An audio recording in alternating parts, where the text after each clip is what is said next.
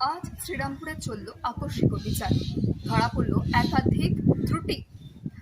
কলকাতা এবং তারাপীঠের অগ্নিকাণ্ডের পর এবার শ্রীরামপুরে চলল এই অভিযান।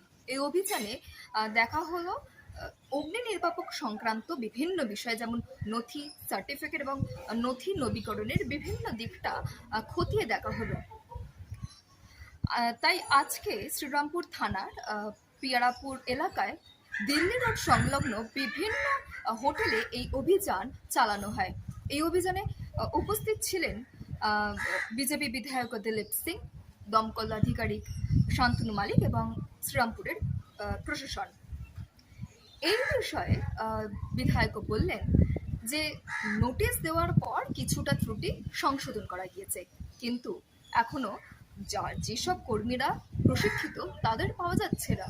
যদি আগুন লাগে তাহলে মানুষ যাবে কোথায়? তাই যাতে যথাযথ প্রশিক্ষণ দেওয়া যেতে পারে সেই ব্যবস্থা যেন করা হয়।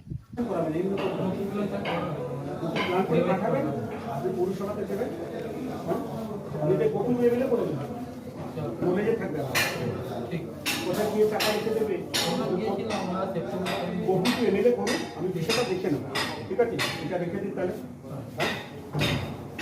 দেখেছে ততক্ষণ আমরা ফ্লোর দেখে নিই কোথা থেকে একটু বানিয়েছে।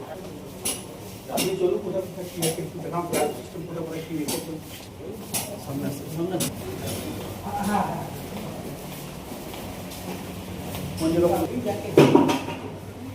ফায়ার কথা আছে, তোমরা জানো না, রাজু যদি না থাকে তাহলে আগুন লাগলে ওই চালাবে। এবার তখন ফোনে ফোনে তখন তো পুরো খারাপ হয়ে যাবে, পুরো হয়ে গেল। এটা তো ঠিক না। কোথায় আছে ভাই, দেখাও কে আছে ছেলেটা। লাইটটা জ্বালার ভাই, কোথায় গেল স্টাফ?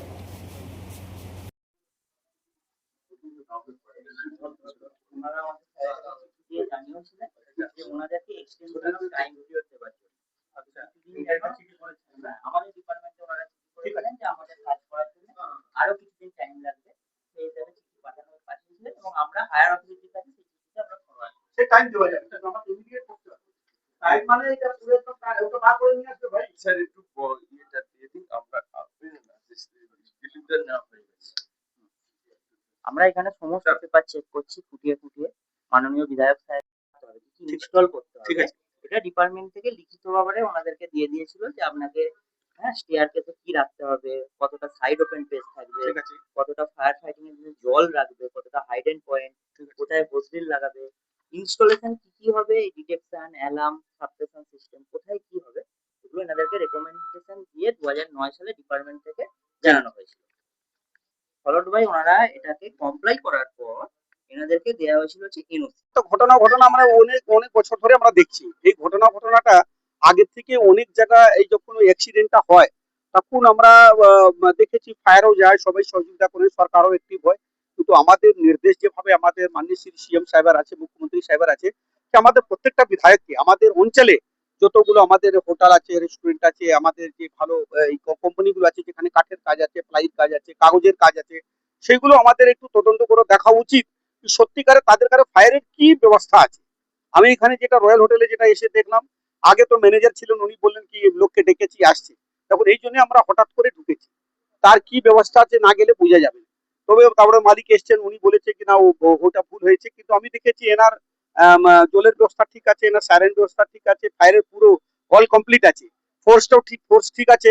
কিন্তু স্টাফদের অভাব, যে স্টাফদের নলেজে থাকার দরকার, স্টাফ তো প্রচুর আছে। সেই জন্য আমি বলেছি যারা রান্না করে তাদেরকেও এই নলেজে দেওয়া উচিত। আগুন যখন লাগবে যদি কেউ না থাকে তারাও এই কাজটা করতে পারে। কারণ কি মানুষকে বাঁচাতে হবে যে কোনো ভাবে। আমরা ইন্ডাস্ট্রি তো চাই, উন্নয়নও চাই, সাথে সাথে মানুষের রক্ষা করার দায়িত্ব আমাদের। বিধায়ক হিসেবে হঠাৎ এলেন, তাহলে নিচুর তলায় যে আপনাদের কর্মীরা আছে তাদের কি কিছু ঘাটতি আছে বিধায়ক হিসেবে এলেন? নেই, দেখুন এইটা কিছু আমি যখন ভোট চাইতে নিজে বেরিয়েছি, তো এই প্রশিক্ষণ এই যে আমার এই সার্ভে করার জন্য আমি লোক পাঠাবো, আমার মনে হয় এটা ঠিক না। যখন ভোট নিজে চাইতে চাই, ভোট নিজে নিতে পারি, ইলেকশন জিততে পারি, তাহলে সার্ভে করতে নিজে যেতে গেলে লজ্জা কিসের আছে? নিজের গেলে আমি নিজের অ্যাক্টিভিটিসটা দেখতে চাই, আমি পেছবো না।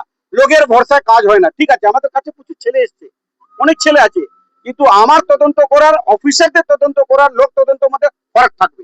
সেই জন্য আমাদের বিধায়ক, সকলেই বিধায়ক আমরা সব আমাদের সিএম সাহেব নেতৃত্বে ওনার আদেশ মেনে আমরা নিজেই নিজেকে ফ্লোর চেক করছি। তার সেই সঙ্গে দমকল আধিকারিকও বলেন যে যেসব বার কাম রেস্টুরেন্টগুলো আছে সেই সব বার কাম রেস্টুরেন্টগুলোতেও নাকি প্রয়োজনীয় বাণিজ্যিক সার্টিফিকেট বা অনুমোদন নেই।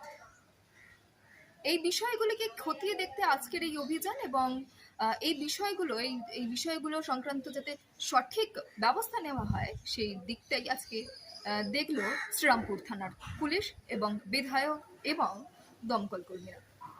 এ বিষয়ে আপনাদের কি মতামত তা অবশ্যই কমেন্ট বক্সে জানাবেন এবং অবশ্যই দেখবেন GN বাংলা, সবার মনে সবার।